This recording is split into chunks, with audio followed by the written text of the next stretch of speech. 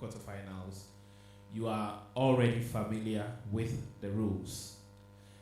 You know that on the stage, we'll be assessing you based on 5 different criteria. 5. And it is absolutely important that you are aware of what to do in order to score the maximum marks available for each of the 5 elements. And as you can see, we have 5 here, plus the timekeeper. The timekeeper is not handling the score. So the 5 of us here will be assessing you as you speak, right? The competition is in three rounds. 3 rounds. So for each of the rounds, we'll be assessing you based on the criteria that I'll be listing and the marks available. So for the first round, you all have your topics that you are going to deliver your keynote speech on, right? As you are delivering your keynote speech, we are assessing the extent to which you have responded to the topic that you're speaking on. The content, very, very critical. And it is the content that carries the highest marks. 30 marks available for content. We'll also be assessing you based on the accuracy of your language skills, grammar. We'll be assessing that. We'll be assessing the level of creativity you put in your speaking and in terms of how you are able to demonstrate the topic to your audience. That will be assessing that. And we'll also be very much interested in the policy recommendations that you will make, right, for further action. Okay? Policy recommendations, absolutely critical. If you speak beautifully without making recommendations, you lose 25 marks for policy. So very, very important. And when we are talking about policy recommendation, we are not talking about just anything. They must be credible and actionable recommendations that you are making to policymakers. Are we clear? And of course, this is a public speaking competition. So we'll be assessing everything that you will need to do and to perform on stage as a public speaker. Okay?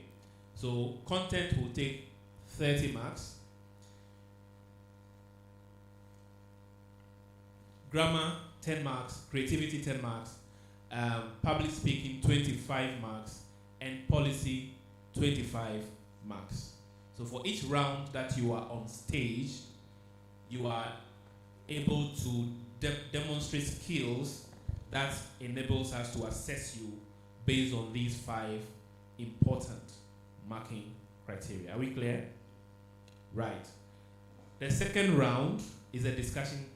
It's a discussion round, right? This is where you are going to be panelists at a conference or in a TV station discussing a question that will be put to you by the ground. There'll be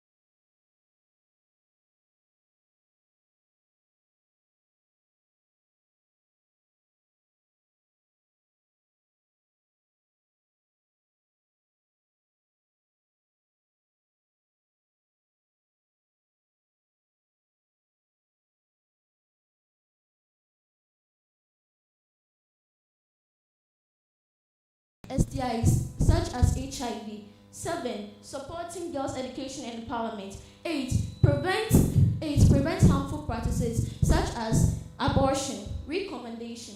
The following recommendation should ensure for proper SRH for adolescents in the low-resource community. 1. Strengthen comprehensive sexuality education. 2. Improving access to youth-friendly health services. 3. Addressing the increasing of ability of contraceptives. 4. Engaging parents and community leaders. 5. Let's give a round of applause. Thank you very much, Bodi SHS. Please take your seat. And you may pass the microphone to the next speaker. With a round of applause, may we invite Infant Prince School to the stage.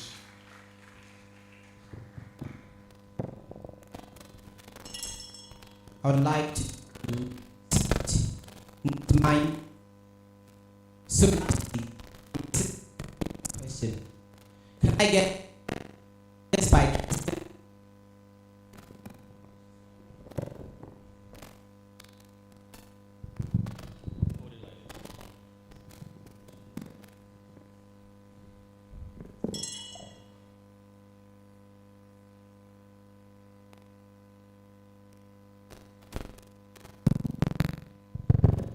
Hello, try 2. 1, 2.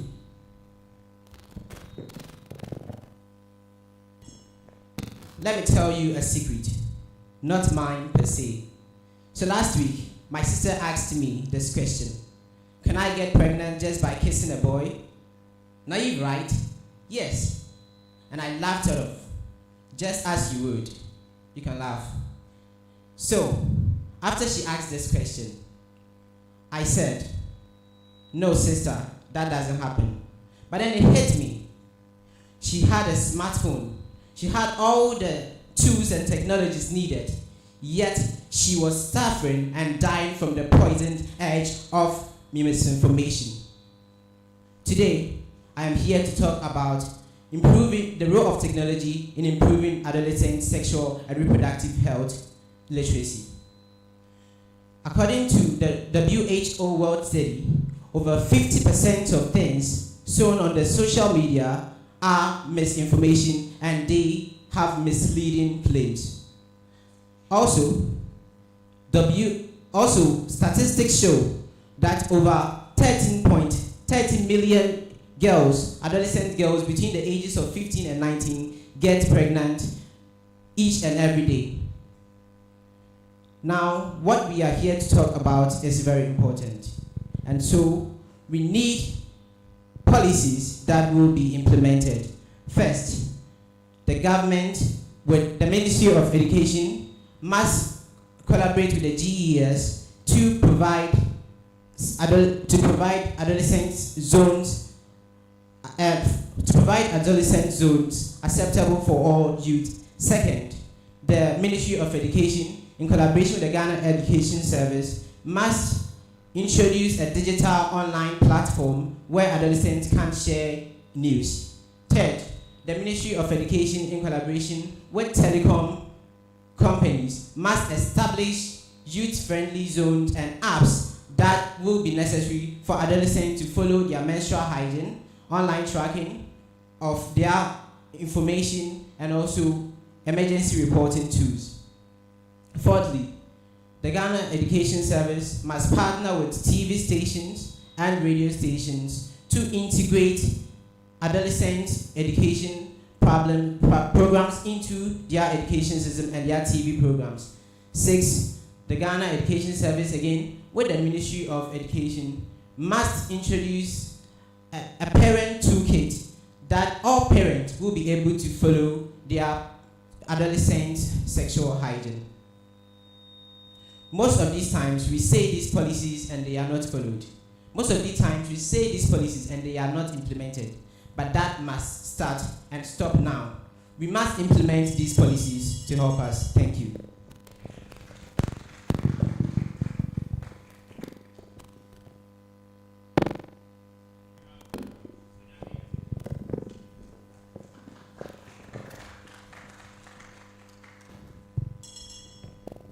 Ladies and gentlemen, my name is Frimpong Otenyo-Sansa from Sunyani Senior High School.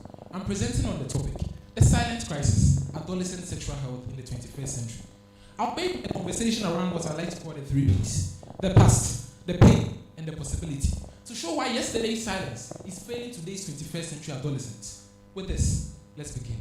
The past. If our past taught our adolescents one thing about sexual health, it was this: don't ask, just guess. In most homes, the topic was treated as a top secret government file. The moment a child would ask, "Daddy, what is?" you would hear, "Book with your books." People became researchers, not in their textbooks, but in rumors, cafeteria gossips. Today, Google, TikTok, and WhatsApp at 1 a.m. But let's be honest with each other. Silence has never been a reliable teacher. And this silence brings us to the pain we are facing today. Most adolescents are navigating life without big information. Others face misinformation disguised as DMs, trends which mislead instead of educate. Of every 7 adolescent girl has failed teenage pregnancy. 30% of new HIV cases recorded were found among our young people. They discovered these symptoms with first saying, "This is strange."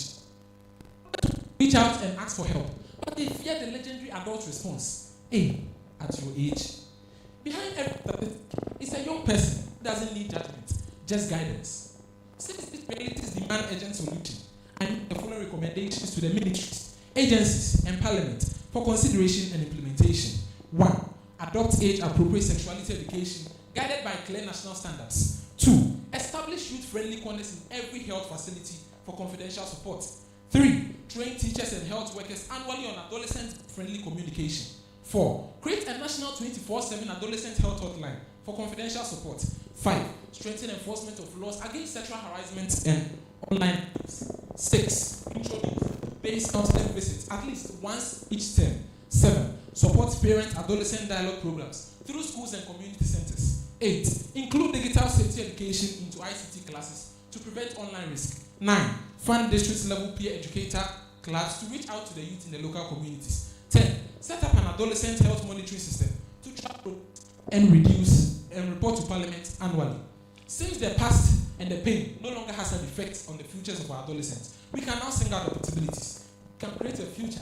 Conversations on sexual health are accurate and free, where parents, teachers, and health workers can communicate with adolescents with much empathy and clarity. The past kept us silent. This silence shows us why we are facing the pain today, and the possibilities show the better future we can create, one honest conversation at a time. Thank you.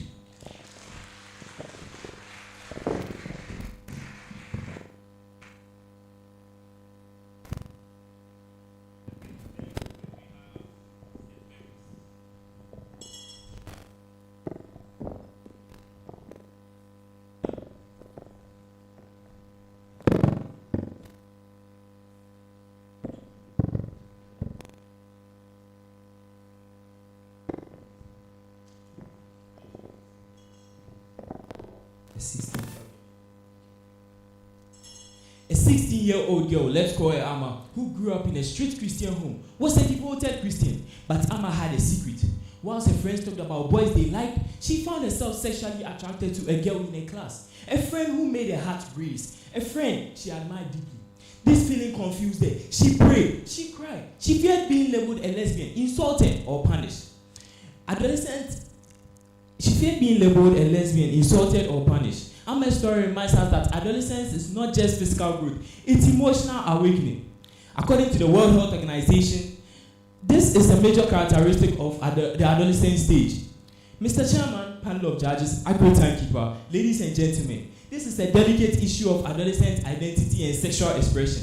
In Ghana, where our traditions, religion, and cultural values guide much of our upbringing, adolescence become more than a stage of growth. It becomes a journey through a maze of questions, confusion, and sometimes silence. Many adolescents learn about sexuality not from parents or teachers, but from internet misinformation. Without guidance, confusion grows. Without support, shame grows. Without knowledge, consequences follow. So, Mr. Chairman, I'm here to suggest 10 practical policies that the Parliament of Ghana can consider in formulating laws concerning adolescent identity and sexual expression. 1. Government should strengthen comprehensive policies on adolescent development and sexual health, but based on 1992 Constitution. 2.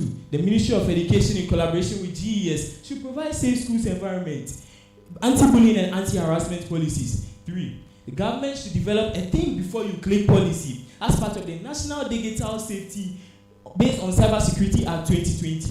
4. Ministry of Health should develop adolescent-friendly clinics in all district hospitals and provide anonymous 24/7 youth helplines with the slogan, "One call can save a life." 5.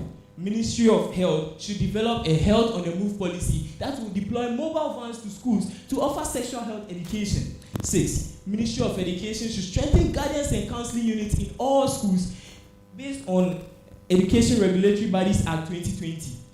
7. National Commission on Civic Education should initiate a national campaign on the theme "Know Your Rights, Protect Your Future" to educate adolescents on their right to safety and sexual consent. 8. Government should implement a leading youth program where peer ambassadors like the YOLO actors can lead discussions on consent, identity, and sexual decision making. 9. Government should develop a no child bride policy against early child marriage and other harmful cultural practices. 10. Government should expedite action on passing anti-LGBTQ bill. Mr. Chairman, ladies and gentlemen, adolescents are the future of our nation. But how? Thank you. Hello.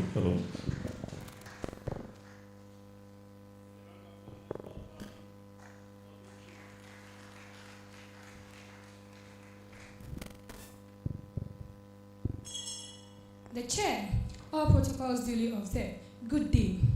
Hamna, a 15-year-old girl in my class who has always been too big than all of us in the class, as they always make fun of her body, calling her Ubulu. She tries to ignore it, but one day a few of our classmates made fun of her. She felt humiliated and hurt.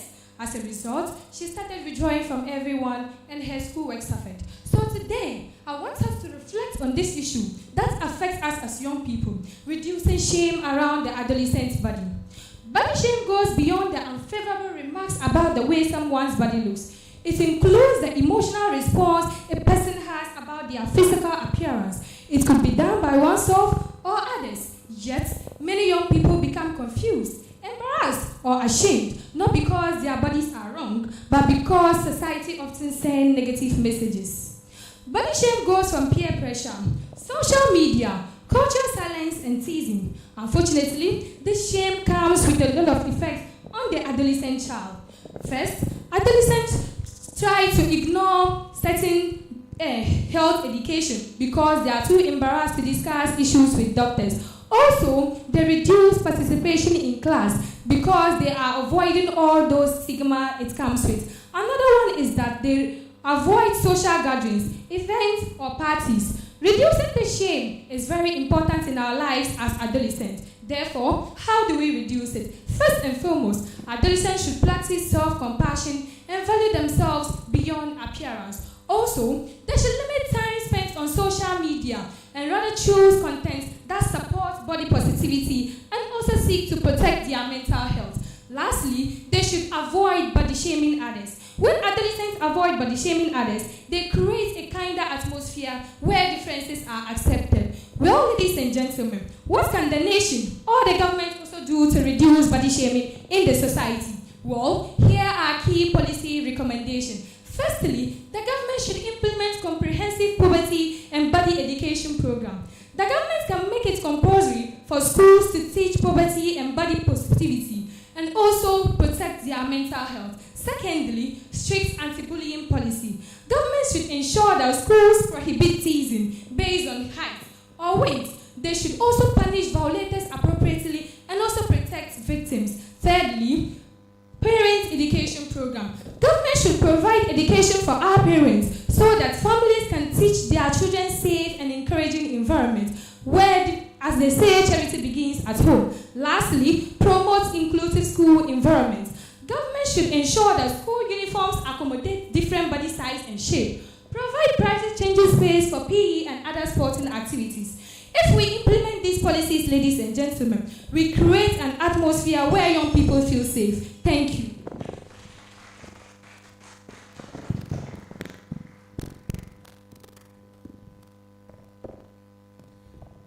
very much, Nobisco.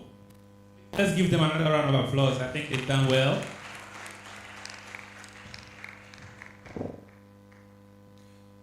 We will take a few more. This brings us to the end of round 1 of the competition. We will take a few moments to put the scores together and announce. Next one. Back to you.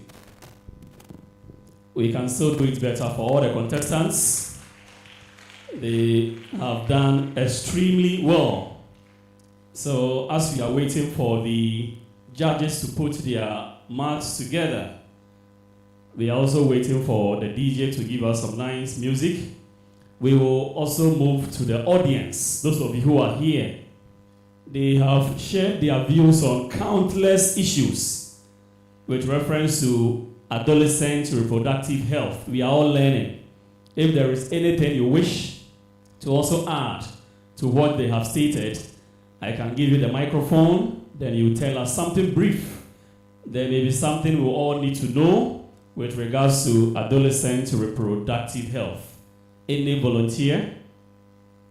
Anything you can share with us with reference to adolescent reproductive health? It can be a teacher, it can be a student, since we are all here to learn. Anybody? Yes. Let's do it better for my good friend, the one who gave us the opening prayer. I'll bring the microphone to you.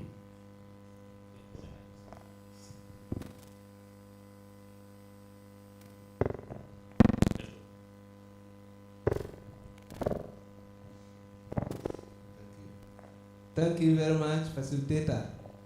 I'll just say briefly on the adolescents' reproductive health. It is something that we have to create their conscience so that they will be aware about it. Most of we guardians, we take this thing as something forbidden. And once the child or the adolescent is forbidden to know about their own health, their reproductive health, once they are innocent, because we consider it forbidden, they go about do other things, and that will land them into situations beyond our control, most of which are the sexually transmitted diseases or even pregnancy. So I think it's time we, the parents or guardians, have to educate them, just as we let them acquire other knowledge. We have to let them acquire that knowledge about their reproductive health, and they will grow to become responsible women that will continue to multiply, and the society will be good without burden.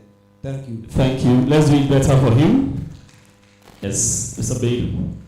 All right. Thank you very much. I just want to look at the tradition of Ghana. And the tradition of Ghana makes it impossible for young girls to talk about some of these issues, because in our various traditional homes, you realize that when a child says, "Dad, what is this?" A child trying to know things that, most especially when we go to school and we learn body parts, name some of the body parts. But when you get to the house and you try to find out, it's forbidden. So it looks as if the problem is coming from our tradition.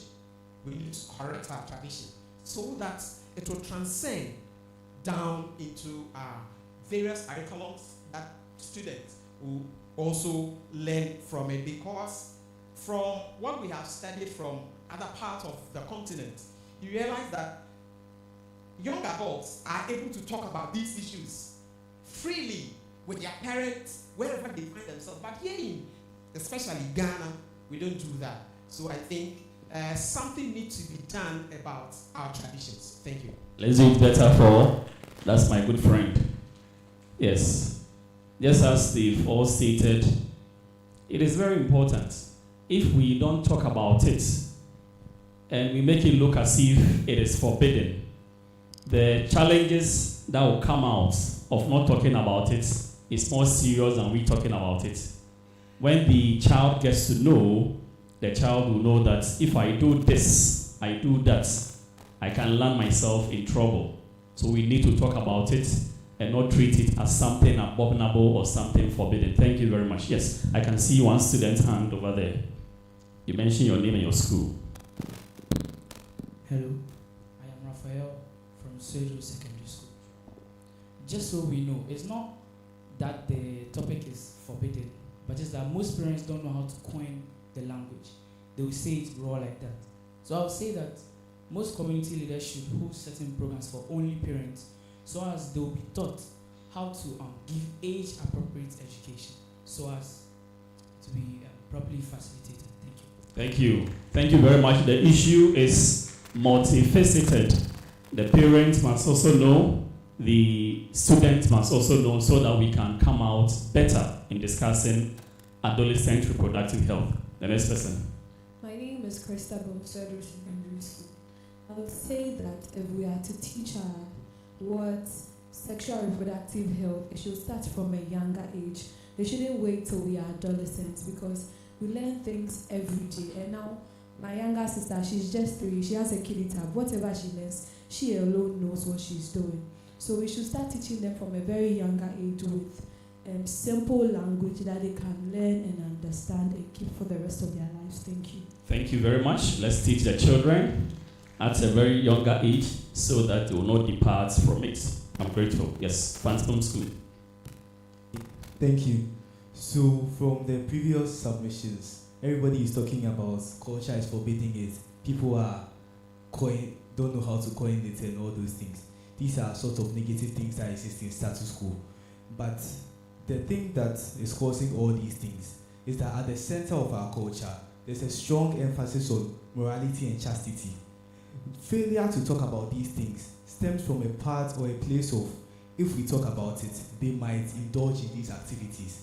And so we all have to come into this broad, this unified understanding that, and understand the statistics that when we talk about it, it rather puts them at a better place of dealing with their problems and does not push them into the problems itself. Thank you. Fantastic. Thank you very much. If we don't talk about it, the issues may be dire. Thank you. Our judges are ready.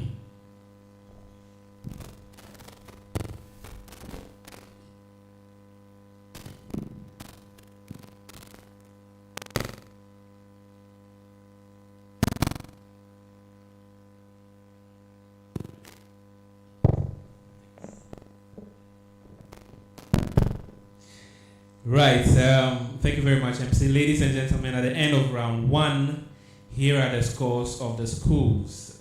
Bodhi SHS had 61 points. 61 points. Mfantsipin School had 61 points. Let's give them a round of applause. Sunyani SHS had 84 points. 84. St. Mary's Boys SHS had 70 points. 70.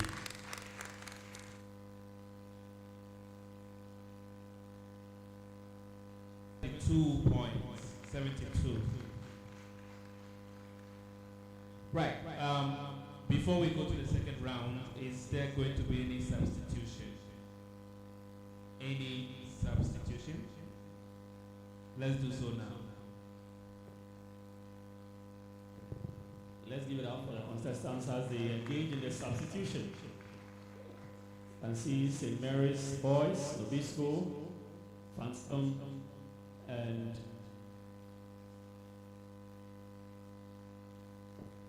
Bodhi SHS. All right, so I would like to invite my colleague to mount the stage as the moderator. Thank you very much. Give me a round of applause. Hey, my bag is very heavy. We can do it better for her. Thank you very much. We are moving straight into round 2. Everybody here has witnessed this, so it's nothing new. Let's see how our contestants do. Contestants, I will encourage you to speak out. If you have the mic and it's not coming, you don't hear, but just speak loudly as we try to do it so that we can at least hear what you are saying. I hope that is okay. So for round 2, we are looking at what you think about the topic I'm going to give you. Like I said, this is not the time to prepare a 3-minute speech. It's the time to just think and give us an answer. But in all of that, we expect you to make sure that all the criteria that the lead judge has talked about are reflected in your answers. Take it easy. It's just a learning, fun. It's a very fun experience, isn't it? Is it fun? The way some people are moving, I'm not sure if it's fun. The tension is too much. It's fun. It's fun. Okay, so as you know, you have 3 minutes to think about your question that I give you. You have 1 minute to answer that question. And then after that, you have your 2 follow-up questions. And for the 2 follow-up questions also, you have 1 minute to answer. Remember that I can call anybody. If you are not volunteering, I'll just call you. And everybody knows my face, right? So you know how this goes. Is everything clear? Okay. All right. So for your question this afternoon, for contest 1, we have been talking about adolescent health. Listen first. Okay. We have been talking about adolescent health, all kinds of things about sexual and reproductive health, how we can help to make it better in the country. Okay. So, what I would like to know this afternoon is, what is the role, that is the question coming, what is the role of the police and DOPSU in adolescent protection? The police and DOPSU, what are their role in adolescent protection? Because we need them to protect. 3 minutes. What is your role? What is their role in adolescent protection? DOPSU and the police. How can they protect adolescents better?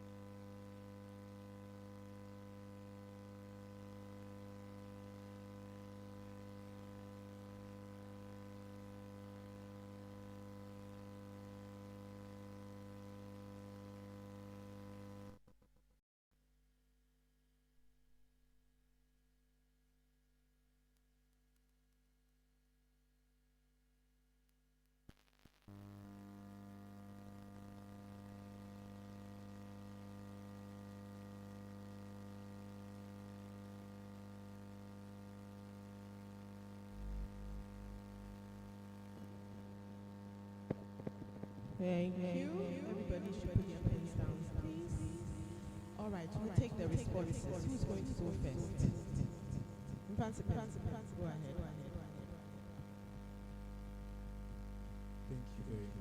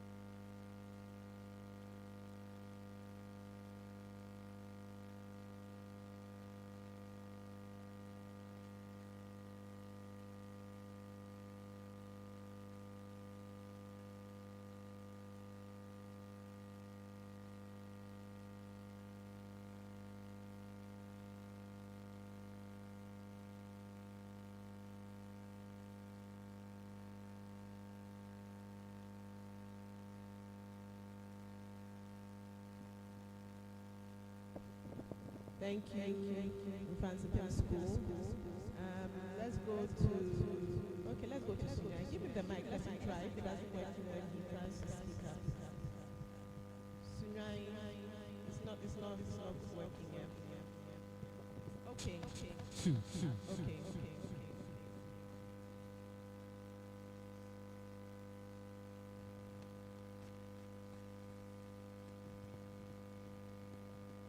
Back in JHS, I had a friend for Precious. One Monday morning, he met an unfortunate patient. Precious had in all our as she reported the police. But she said, we act. She said, police did not come here and state the case. Only things like before other things. This is not the reason why police approach police to ask for report such things. I recommend that one.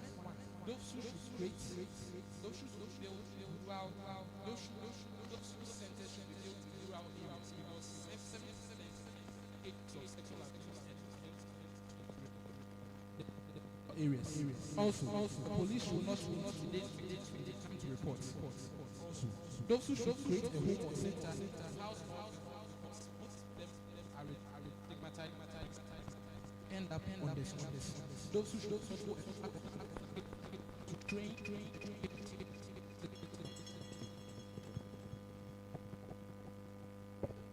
Thank you very much, Sunyai. We heard what you said. I hope you heard it as well. And we've been informed that they are streaming the event live on Facebook, so we should try as much as possible to use the mic so that the feed can be picked up. Body SHS, your submission.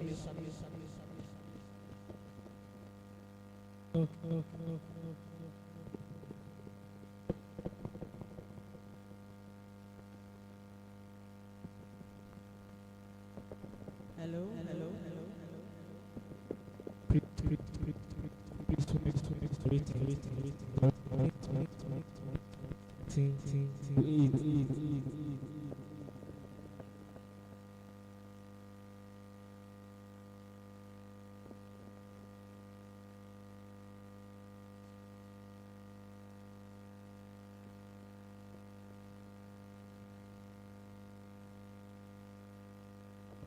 Pass the mic.